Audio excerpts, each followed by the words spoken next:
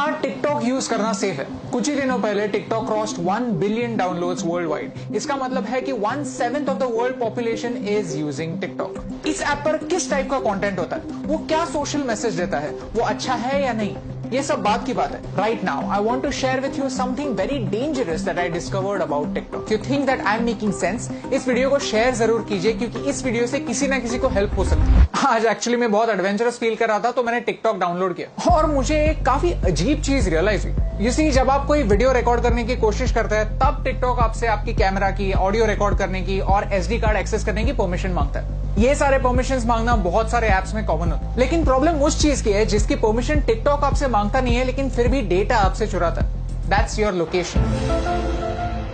आप ये खुद चेक कर सकते हैं। सेटिंग्स में जाइए और ऐप परमिशंस में जाकर टिकटॉक को सर्च कीजिए। लोकेशन का कहीं पे मेंशन भी नहीं होगा। लैंग्वेज सिलेक्ट करते वक्त मैंने सिर्फ इंग्लिश सिलेक्ट किया था, फिर भी मेरे फीड में हिंदी वीडियोस है, मराठी वीडियोस भी है। टिकटॉक को कैसे पता चल रहा है कि आप कहां पे? जस्ट एज अ प्रिकॉशन मैंने लोकेशन भी ऑफ कर दिया था। लोकेशन ऑफ करने के बाद गूगल मैप्स भी ठीक से नहीं चल पाता, आरोग्य सेतु ऐप भी नहीं चलता। These important apps also can't work without you giving them the permission. मैं मुंबई में हूं, मुझे मराठी आता है, मुझे हिंदी आता है, ये टिकटॉक को कैसे पता चल रहा है? If you want to cheat your location, there is a very simple trick called a VPN, virtual private network. Okay, so मैं अभी एक वीपीएन यूज कर रहा हूं और मेरा लोकेशन मैंने यूएसए में सेट किया। On YouTube all the ads that I am getting over here are from the US. So मैंने यूट्यूब को ट्रिक कर दिया। एज यू कैन सी, मेरा हॉटस्टार नहीं चल रहा है। और मजे की बात यह है कि अगर मैं टिकटॉक पे जाता हूं तो I can see all the same videos. So how is TikTok doing it? I found the answer. TikTok is using the data from your SIM card. जो सारा इंफॉर्मेशन जा रहा है वो मेरे सिम कार्ड से जा रहा है। क्या आपको समझ रहा है कि ये कितना डेंजरस है, कितना सिनिस्टर है? सीधे सिम कार्ड से आपकी रीजनल इंफॉर्मेशन लेना, डोंट यू थिंक एक वीडियो शेयरिंग ऐप के लिए ओवरकिल है, अननेसेसरी है?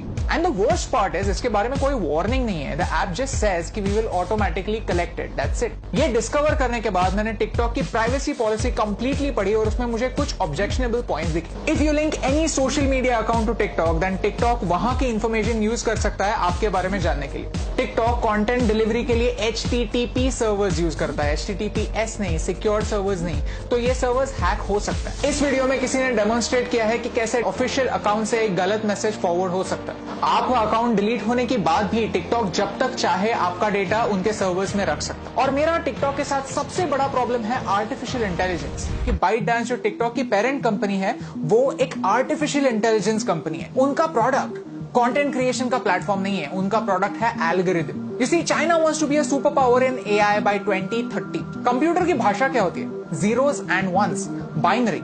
और वही टिकटॉक आपको करने के लिए बोलता है। Whenever you are watching a video on TikTok, you are taking a survey. You are feeding information to the computer, telling them what you like, what you don't like, what you agree with, and what you don't agree with. And all of this information is going to China.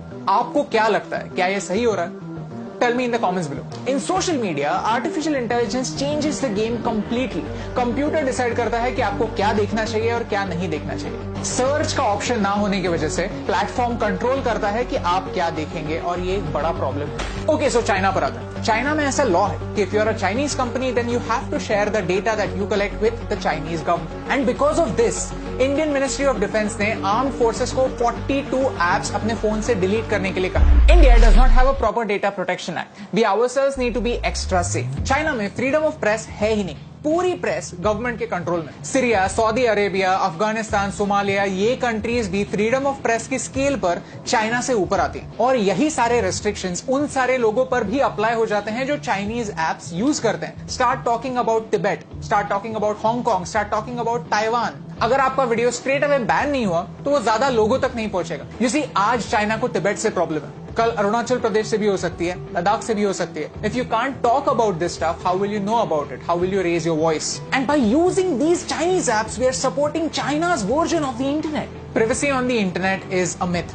हम जब भी कोई service free में use करते हैं तो हम उनके प्रोडक्ट होते हैं, हमारा डेटा हमारी करेंसी होता है। शुड यू डिलीट टिकटॉक और any other app for that matter? ये बताने वाला मैं कोई नहीं होता। But you can definitely take some precautions. If you have Chinese apps on your phones, then don't use UPI or any net banking apps on the same phone. When creating an account, don't use Google to sign in. Create a new account, use a different password. Cyber theft is real.